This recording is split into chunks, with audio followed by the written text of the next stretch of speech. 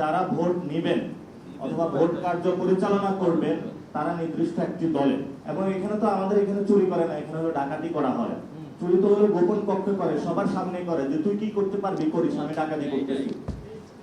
এবং দখলটা যারা করেছেন ওনারা গত 17 বছর আবার ফেসিবাদ বিরোধী আন্দোলন করেছেন, ওনারা গণতন্ত্রের কথা বলেছেন, কিন্তু যখনই সময় এসেছে যে ফেসিবাদ মুক্ত একটি গণতন্ত্র প্রক্রিয়াতে আমরা যুক্ত হবে, তখন আবার ওনারা হলো দখল দিয়েছেন। তো যেটা বলে যে সবকিছু আমার, কিন্তু তাল গাছটা হলো আমার হতে হবে, বাকি সব আপনারা নিয়ে যান।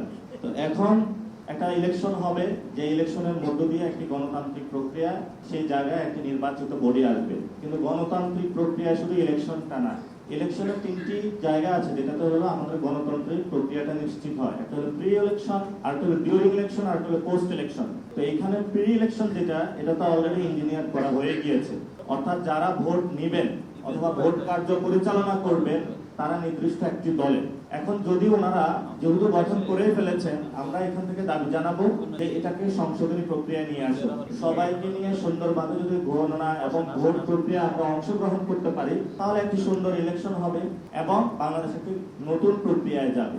এখন 300 আসনে যে পার্লামেন্টারি ইলেকশন অথবা লোকাল গভর্নমেন্ট, সেখানে যদি গণতান্ত্রিক প্রক্রিয়া নিশ্চিত করা হয় এবং বাকি সব জায়গায় সোশ্যাল জায়গাটা যদি গণতান্ত্রিক প্রক্রিয়া নিশ্চিত না করা হয়, এটা আসলে গণতান্ত্রিক প্রক্রিয়া হয় না। এজন্য আমরা একটি শব্দ উচ্চারণ করি, সেটা হলো social democracy. Social democracy means সমাজের আগা গোড়া প্রত্যেকটা জায়গায় গণতান্ত্রিক প্রক্রিয়া নিশ্চিত করা।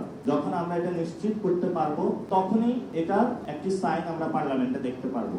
সমাজের আগা গোড়া সব জায়গায় যদি দখলদারি থাকে, পার্লামেন্টে কিন্তু যদি 300 আসনও ফেয়ার ইলেকশনের মধ্য দিয়েও চলে আসে, তাহলে কিন্তু এটা নিশ্চিত হবে না। এই জন্য এখানে যারা দায়িত্বরত আছেন, আপনারা ইলেকশনের সময় এটা নিশ্চিত করবেন যাতে ইলেকশনটা সুষ্ঠু প্রক্রিয়া হয় এবং যে ভোট গণনা হয় সেটাও যাতে সুষ্ঠু প্রক্রিয়া হয়। আমি ঢাকা 8 ইলেকশনের সময় যেটা দেখেছিলাম, যে হুট করে হলো কেন্দ্রের ভোট গণনা হলো বন্ধ হয়ে যায়, এবং ওই সময় কারসাজি করে তারা ভোট যত চুরি করার ওগুলো হলো চুরি করে নিয়ে যায়। এবং এখানে তো আমাদের এখানে চুরি করে না, এখানে হলো ডাকাতি করা হয়। চুরি তো হলো গোপন কক্ষে করে, সবার সামনে করে, যে তুই কি করতে পারবি করিস, আমি ডাকাতি করতেছি। তো এই জায়গাটা হলো ওই দিনও আপনারা একটু প্রস্তুত থাকবেন, যারা এই ধরনের ধমক দেওয়ার চেষ্টা করবে তাদেরকে একটু মাত্র সাইজ করে দিবেন। কারণ আমাদের দায়িত্বটা হলো গণতান্ত্রিক প্রক্রিয়া নিশ্চিত করা। গণতান্ত্রিক প্রক্রিয়াতে কেউ যদি ডাকাতি বা দুঃসাহসী কোনো কাজ করতে আসে, আমাদেরও দায়িত্ব হলো গণতান্ত্রিক প্রক্রিয়া নিশ্চিত করা। যদি একবার নিশ্চিত করে পারি, তারপরে ইনশাআল্লাহ আমরা সবাই ভদ্র হয়ে যাব।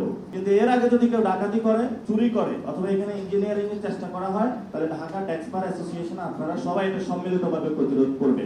এবং আমি যতটুকু শুনেছি, এই নির্বাচনের যে পরিচালনা কমিটি, সেখানে অন্যান্য বিরোধী দলের যারা জামাতের অর্থাৎ 11 দলীয় জোটের কাউকে রাখা হয় না। এই জন্য 11 দলীয় জোট আপনারা যারা আছেন ঐক্যবদ্ধভাবে ওই দিন আপনারা যদি এই ধরনের কোনো প্রচেষ্টা করা হয়, আপনারা এগুলোর প্রতিবাদ করবেন।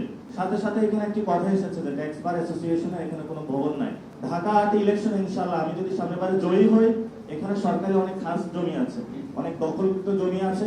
ইনশাআল্লাহ এই বিষয়ে আমি উদ্যোগ নেব, ব্যবস্থা নেওয়ার চেষ্টা করব, যাতে ঢাকা ট্যাক্সপারের একটি সুন্দর ভবন হয়, যে ভবনের মধ্য দিয়ে বাংলাদেশে ট্যাক্স থেকে শুরু করে রেভিনিউ প্রক্রিয়াতে আপনাদের একটি উজ্জ্বল এবং গ্রহণের মধ্য দিয়ে নতুন বাংলাদেশের ফাইন্যান্সিয়াল এবং রাজস্ব ব্যবস্থা শক্তিশালী হবে, যেটার মধ্য দিয়ে বিশ্ব দরবারে আমরা মাথা উঁচু করে দাঁড়াবো।